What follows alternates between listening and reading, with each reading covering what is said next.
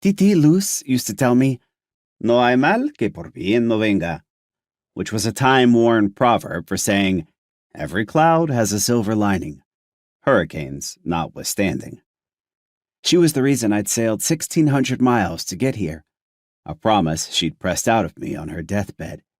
The way she saw it, Nueva York was a stockpile of the freedom America had pledged to Puerto Rico, and she couldn't rest in peace if I didn't vow to claim my share.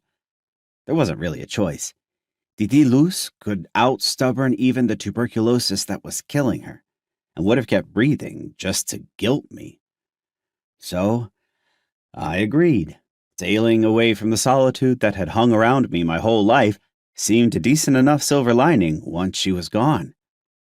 Bueno, the joke was on me, because in a city of almost 10 million people, being Boricua in a dingy Brooklyn foundry gets you nothing but solitude.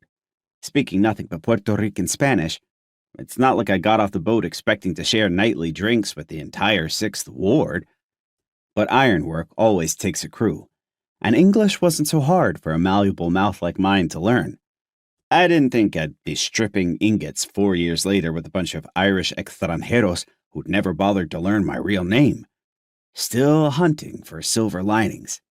Then again, the way my life turned on its head when I volunteered to build that maldito tank, maybe I just hadn't gotten the right commission. All right, you useless cabbages. Who wants to take a crack at a head smelter?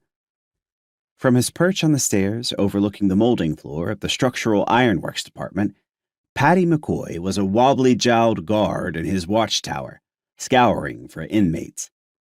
My coworkers and I nearly fit the bill. We were busy sweating buckets at the blast furnaces below him, prepping beams for another millionaire's monument to himself, the Woolworth Building. At our stations, next to the cooling beds, Farty Walsh shuffled away from me and into the foreman's line of sight, holding up 2 sooty palms like he was facing arrest.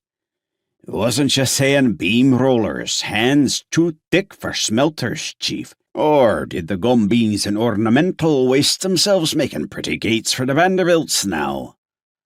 24 snorts and snickers blended with the furnace's roars as I turned back to my work. Farty was better at wagging his lips than helping me strip iron bars fresh from the crucibles, but I hated to admit the Malcriello had a point.